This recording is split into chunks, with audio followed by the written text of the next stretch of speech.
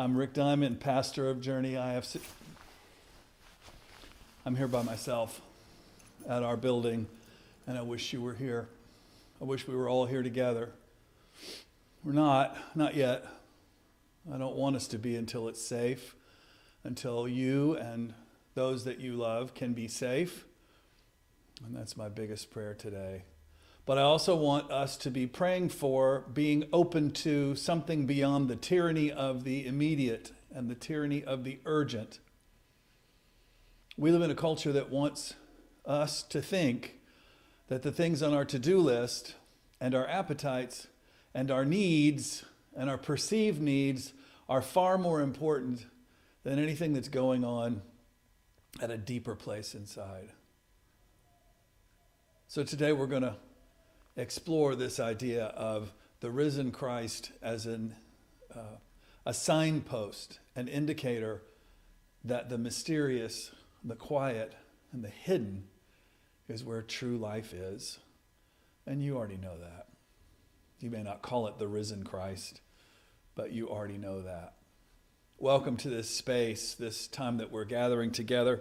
This is a safe place for you, no matter what your religious or political background or beliefs or none, skin color, gender, anything.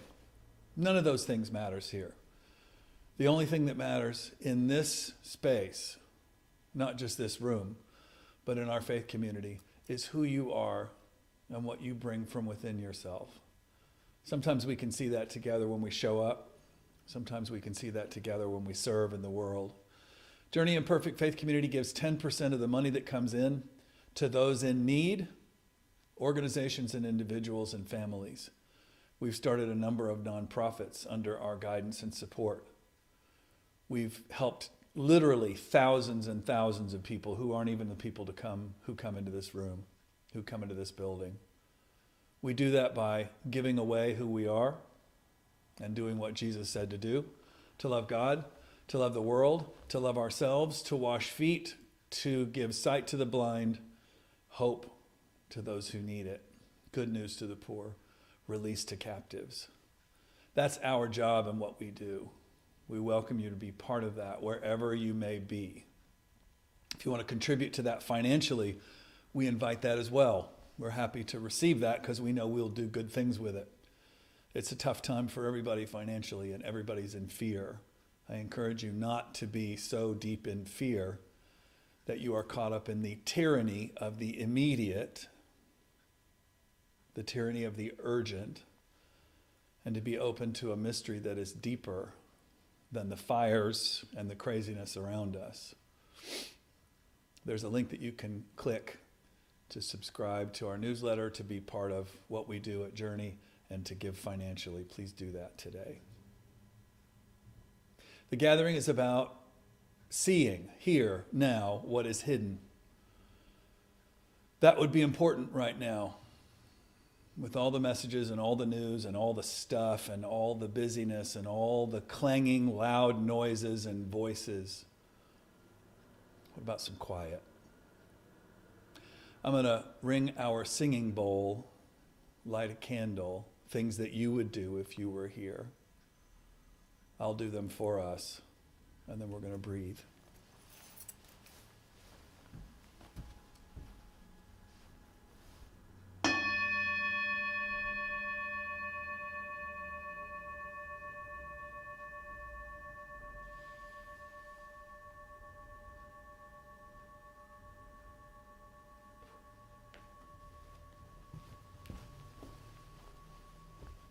Welcome.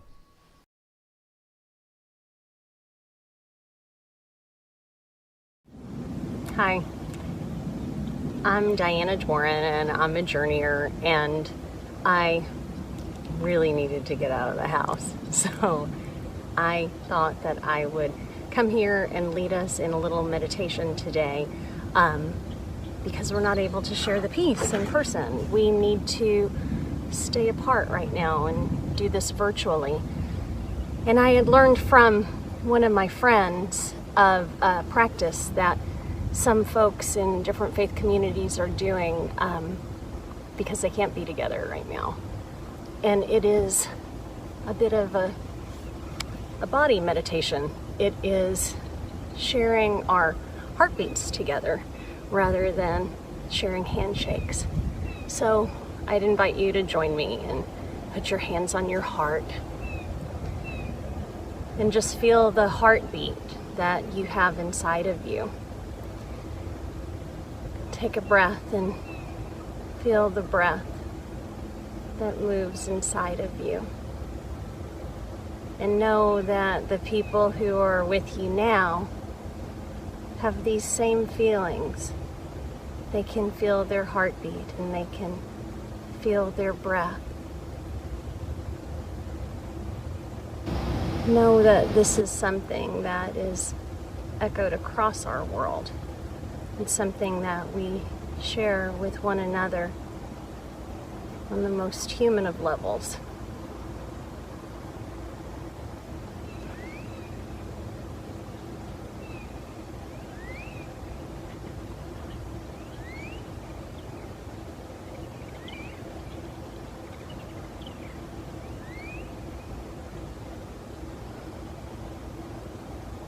Amen. So, Rick had asked me to talk a little bit today about my experience of seeing Christ in the world, in the work that I do. So, we're going to be hearing a story today about people who were friends of Jesus who were traveling on a road away from the place where Jesus had died. And they didn't know what was coming next. And in fact, a lot of ways they've sort of were abandoning some hope, some ideas of how things should have been. And in my work with hospice care right now, I am in a situation where families aren't allowed to come into places where their loved ones are staying, and chaplains like me are restricted from visits, which is really hard. It makes spiritual care really difficult when you can't touch and you have to rely on God showing up in ways that are different than maybe you're used to. So one of the ways that I've been seeing Christ show up in the world, in my world and in my work, is through other people. I can tell you so many examples of folks that have reached out to me to say, what can I do to help? What can I bring? What can I do? And I have literally had somebody make face masks for my entire team. I've had neighbors make face masks for my family and me. I had a friend reach out to me about what the robotics team was doing at the local high school, and she was able to get 10 of those face shield masks for my team and for me. But then I also see different ways that Christ is showing up through simple things that, I don't know, might otherwise be something that I just kind of gloss over and it wouldn't seem as remarkable as it does now. So this week I met with a son of one of my patients who lives in a care community. He only lives about 5 minutes away from his father, and every day he rides his bike and he stands outside his dad's window, and every now and again he can get his dad's attention enough so that his father, still has the capability of dialing a phone, and he'll stand there and he'll talk with him over the phone. So he invited me to come along, and the son and I held up a sign, and it wasn't anything super fancy. It just said the words, "Hello." That's it. And it's interesting to me to think about the ways that some simple little word like that can feel so holy and so full of love and kindness and care. I don't know what to really make of this time, and I just want it all to go away sometimes. I want it to just disappear because it stinks. It stinks when you can't hug somebody that you love. And it stinks when you don't feel like you have a lot of hope. But I think that's why maybe this Emmaus story that we're going to hear today really sticks in my heart. Because it reminds me that even when we don't realize that God is right there, that God actually is right there, and God can sometimes look like the least expected person. Like your neighbor, like you.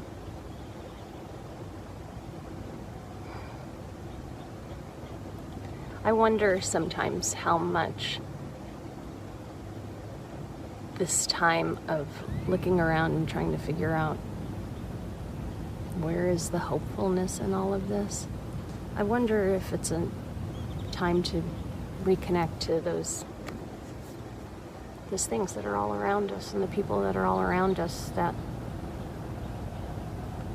remind us of attributes of God, that remind us of attributes of love and benevolence and mercy and kindness.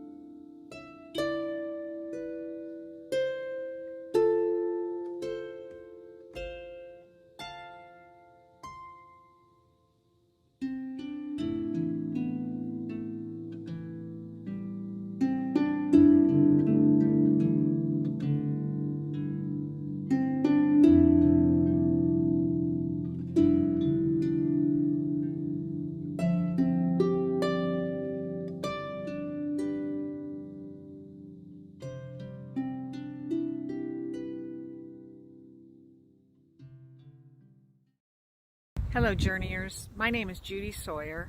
I'm a founding member of Journey Imperfect Faith Community. I was transplanted to Tennessee about 4 years ago, and so I'm coming to you from Tennessee.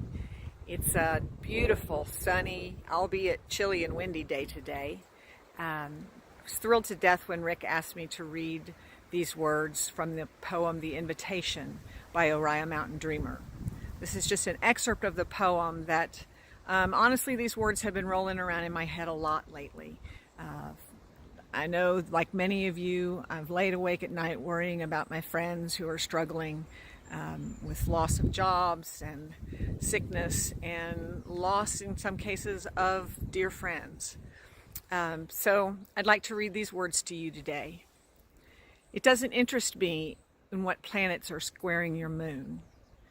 I want to know if you have touched the center of your own sorrow, if you have been opened by life's betrayals, or have become shriveled and closed by fear of further pain.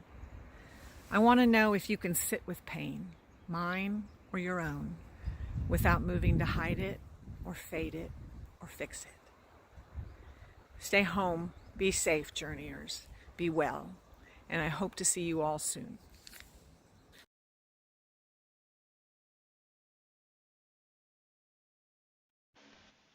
A reading from the 24th chapter of the Gospel according to Luke for this moment. The whole world felt like it was collapsing. Their teacher was missing, their leaders wanted to make things come back to normal, but there was no normal. Two friends left the city to go home to their town of Emmaus to shelter in place during this storm. As they walked, they talked, trying to make sense of death and loss. And the Christ came along and walked beside them, but they didn't recognize the Christ. The Christ asked them, "What are you talking about? Is something happening?" They stopped, their heads down, and one asked, "Are you the only person not paying any attention? Our teacher was executed. Our leaders aren't listening. We had hope, and our hope has faded. Some women told us they saw our teacher alive, but that doesn't make any sense. We don't know when or how, or even if things will be better." The Christ said to them, "Me not paying attention, you're the ones who can't see clearly. Everything about faith tells you that suffering and loss are necessary, and your teacher knew that. Real life is full of death, and in the middle of death there is always resurrection." And the Christ talked to them and gave them hope as they walked together. They got to the village, and the Christ was going to walk on, but the two invited the stranger in to eat with them and stay. The Christ sat at their table. They made supper and set it out and invited a stranger to be the host of their meal. The Christ picked up the bread, tore it into pieces, said a prayer of thanks to God, and handed it to them. In a flash, they realized that it was the Christ, and the Christ disappeared. Thrilled, joyful, they got up and said, "Didn't you feel it? All along, while the stranger was talking? That God hasn't abandoned us." They hurried to tell their friends that there was hope because the Christ was present there, and who knew where else the Christ might appear. You build a baseball field in the middle of nowhere, and you sit here and you stare at nothing. Not nothing. And you turn your daughter into a damn space Get your kid. hands off I'm trying to help you, damn it!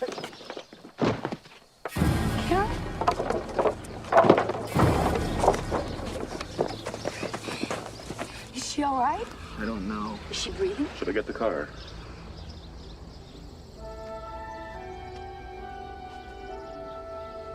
I'm gonna call emergency. Annie, wait. What?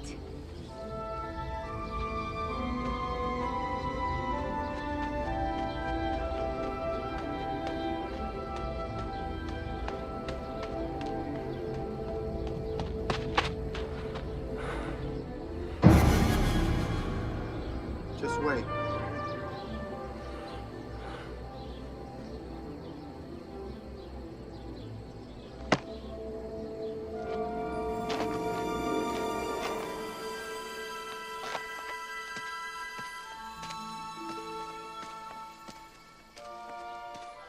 What do we got here? She fell.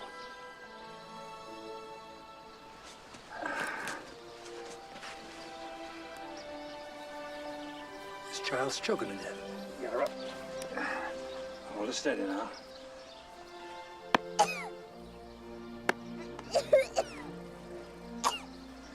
Hot dog. Stuck in her throat. Oh, she'll be all right. She'll be turning handsprings before you know it.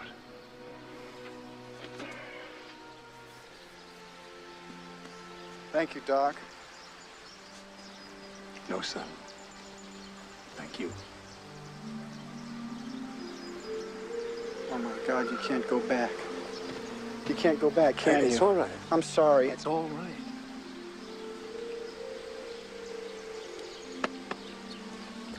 I best be getting on home before Alicia begins to think I got a girlfriend.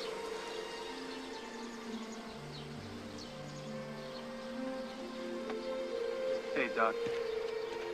Good work, Doc. Nice going, Doc. Don't miss you, Doc. Wouldn't went for me one day, will you, boys? Okay, Doc. Yeah.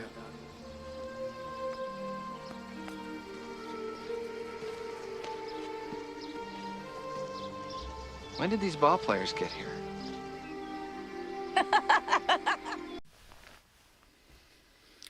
So this Emmaus story is strange, but it's not any stranger than the rest of the resurrection stories in which Jesus shows up and nobody recognizes him. He's a mystery. He doesn't look like himself. He doesn't smell like himself, at least like the self that they knew in the body that he was in for the last few years when they were following him around and studying him, listening to him, trying to figure out what he was telling them and trying to live it.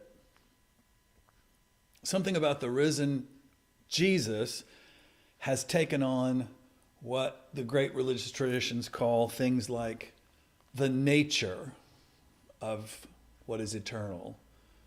The Buddhist tradition calls it not the Buddha, but the Buddha nature. And much of Christian theology over the centuries has called this not Jesus the person, but the Christ. The Christ is something bigger than just a person. It's something that was in Jesus, obviously, and then once he was no longer encased in and enclosed in a regular human body, could go free. And in Acts, the sequel to Luke, the Gospel of Luke, and then Luke 2, this time it's personal, or whatever the subtitle would be if it were a movie. Acts, they talk about the Spirit of Jesus or the Spirit of Christ that was with them. Jesus in body wasn't. But you know what that is, right? You know what it's like to feel like something or someone is present with you, somebody who has died, somebody who is no longer with you. One of my dearest friends ever in the world, David Gentiles, who was on staff here at Journey for a long time, died 10 years ago in a tragic accident. I talk to David from time to time. I feel like he's with me. The impact that he made in here is with me. He's not contained in this world and that body and that place where he lived before. He's beyond that, like everybody else who has left this world. It's sad when they go, when we miss them, and it's heartbreaking. And I think about the thousands and thousands and thousands of people who are suffering because of this pandemic and this virus that breaks our hearts and takes things from us. That's what the two followers of Jesus are experiencing that Sunday afternoon. They were part of that group of people who were trying to figure out, well, what the hell do we do now? You know, our leader, our teacher, our rabbi was arrested and tortured and executed, and then they put him in a tomb, and then. And we keep waiting to see what the next thing is, and we don't know what the next thing is. And this morning it was Sunday, but it's their Monday, as I said last week in my Easter talk. And the women went to go finish up putting the body back into the tomb for its decay. And they came back and said the body was not there, and we can't figure out what is happening, and we are devastated and terrified. So I guess we'll just go home. And so they leave Jerusalem, the capital city, and they walk. They walk back out to the little village of Emmaus where they're from. And as they're walking, a really weird thing happens. Somebody comes walking up and joins the conversation. Which, I mean, people make conversation. People say hi, hang around, visit. This is a stranger. And what's stranger about it is this is an embodiment of the risen Christ. The Christ is now in this body that they don't recognize. Have you ever had that? Of course you have. Where something was in a body that you did not recognize, a message you did not know, a teaching, a friend, something came that you didn't expect. Something showed up in a shell, in a guise, in a form that you didn't see before. I mean, maybe it could be a friendship that evolves over time and suddenly it teaches you something. Maybe it's a trauma that opens up something, or maybe it's something beautiful that opens up something that you didn't know that you had been carrying for a while. Those of us who had traumatic, violent, emotionally difficult childhoods sometimes can carry for years and years and years a healing that needs to happen, but it can't happen until we're ready and the circumstances are ready and the right message or the right experience or the right new information comes. I mean, it's no accident, right, that Jesus keeps talking about sight, healing sight, giving sight to the blind. I want you to be able to see. I want you to hear. If you have ears, I want you to use. Now would be a good time to use them if you have them. It sometimes happens that something will unlock something and you didn't know that's what it was. You didn't know what was coming. You didn't know why it was going to even show up. You weren't expecting it. That's good. Because if I'm in charge based on what I think I know, I'm not going to get far. Which is ironic because most of the time I am running my life based on what I think I know, as opposed to being open to mystery and something that I did not expect.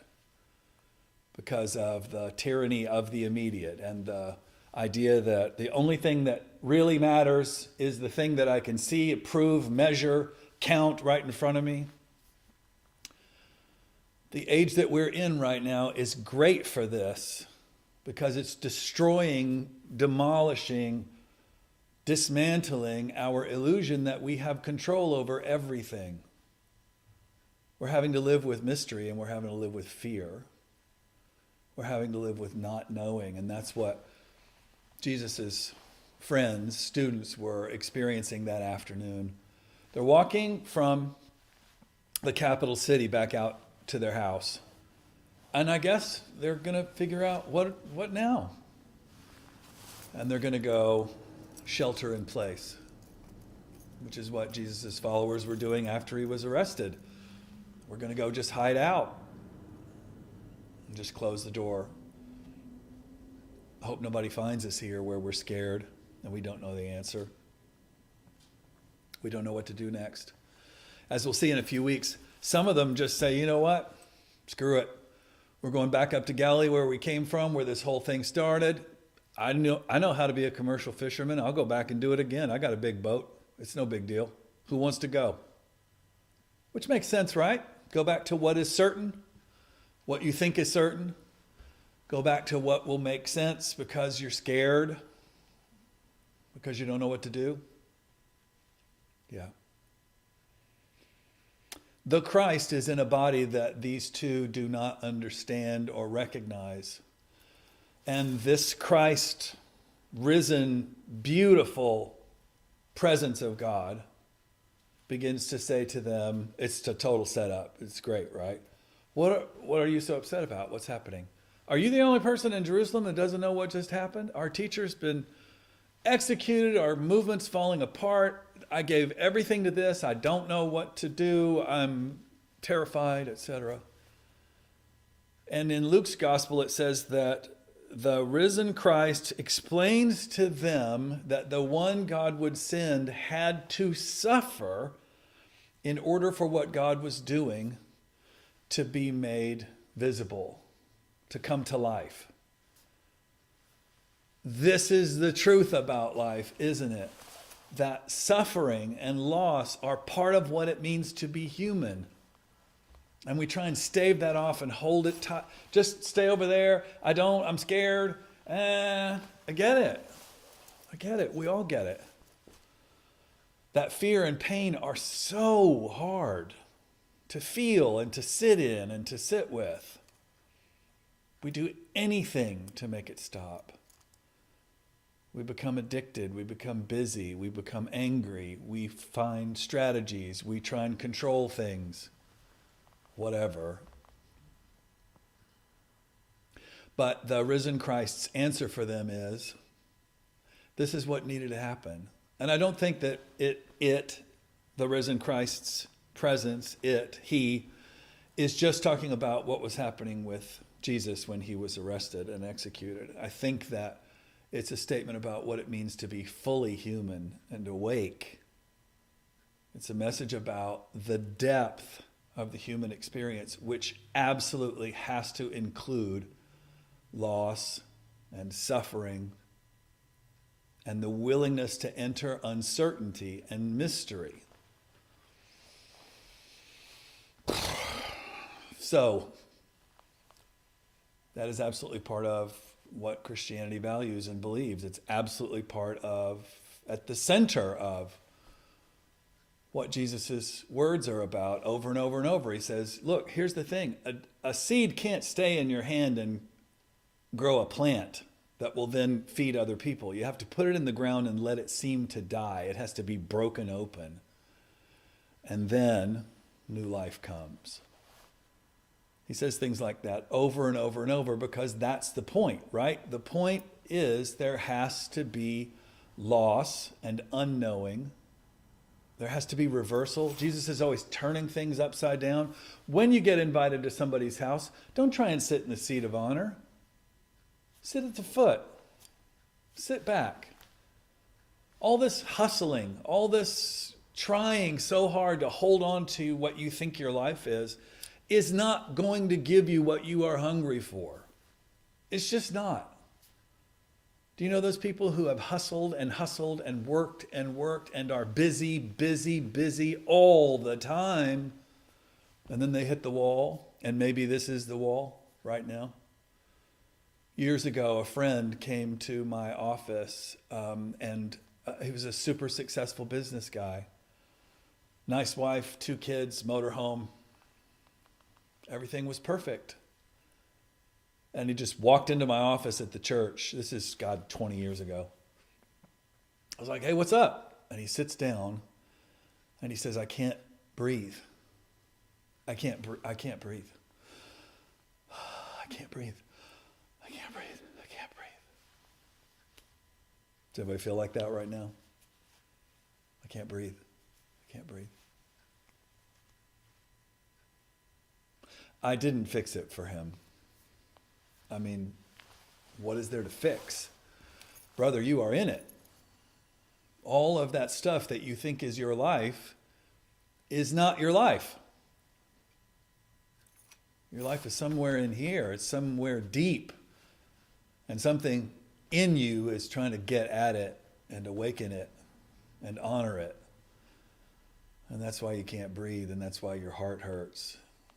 It turns out that there was a deep wound in him that needed to be dealt with. An old wound that he hadn't looked at about himself, and all of his success and all of his busyness and all of his big house and big motorhome and big trips and nice clothes and blah, blah, blah. Control, comfort, had not done anything to draw him into that deeper place where real healing was supposed to happen. That's what Jesus is doing. And the people who are most affected by Jesus are the people who have something broken that God's love then gets to address. Mary Magdalene, the text says, is a woman from whom Jesus had drawn, had extricated, had freed 7 ailments, 7 things that she struggled with, 7 afflictions. I don't know what those were. The text doesn't say what those were. Addiction, shame, old stories, grudges, wounds, ideas, illness. It's funny how a pandemic and sheltering in place for weeks and weeks and weeks brings everything up. To know how to get rid of them, to be willing to enter mystery, which is what Jesus does with these 2 people. He's about to walk off as they walk into the village and are going to go to their house, and they say, no, come to dinner. Come to dinner. And he says, well, okay. The risen Christ in this beautiful container that they don't recognize comes into the house, and they fix dinner, and they all recline. In that culture, when you're eating, you sit like this on your elbow. I don't know if you can see that. But you kind of recline at a low table. And so they do that, and they say, would you say the blessing? You're our honored guest. And he says, sure. And he takes the bread and he breaks it, which is a way that they eat in that culture, in that time. And everybody takes a piece of the bread. And then what you do is you, with your right hand, you dip the bread in little cups of beautiful things like hummus and sauce and soups and whatever else. And when he does that and says the prayer, all of a sudden, it says their eyes were open and they realized that he's that thing that they followed, that they thought was that guy and that body, but now obviously it's something bigger than that and something other than that. How to find that? Like right now. How do we find that? I have a suggestion, which is you're not going to find it if you go looking for it. You have to be willing to let go and just listen and be open and not succeed and fail and not know the answer and not know how things are going to turn out. That is how God can break in. That's how God can free us, because the things that have afflicted us are the things that we are clinging to because we think that they are the truth, or we think that they'll save us, or we think that we are stuck with them and can't escape. And that's not what the Jesus stories say at all. What they say is that we can escape by entering the not knowing, the pain, the hope, the where am I? All of those things are gifts in which God is present. The 2 friends freak out and they say, oh my gosh, it was there. Remember, did you feel it? Yeah, but I didn't know what was happening. Did you know what was happening? No, I did not. Go and look at things online like John Krasinski's Some Good News, or any of the other things that are out there where people are acting in love and faith and hope rather than fear. They don't know what's going to happen. They don't know the answer. It seems to me that, politicians and leaders and big important people are trying to fix this. And everybody that experienced this horrible loss with Jesus was trying to fix it.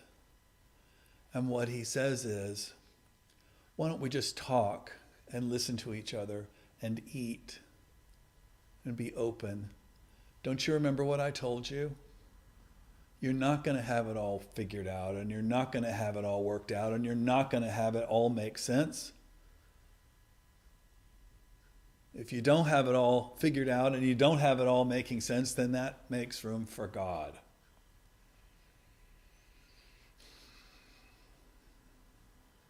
It's hard, isn't it?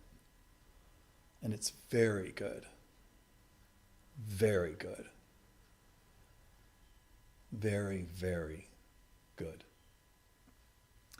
Our act of worship today is a wish for you and me that we go into the world and look and listen, but not try and figure it out.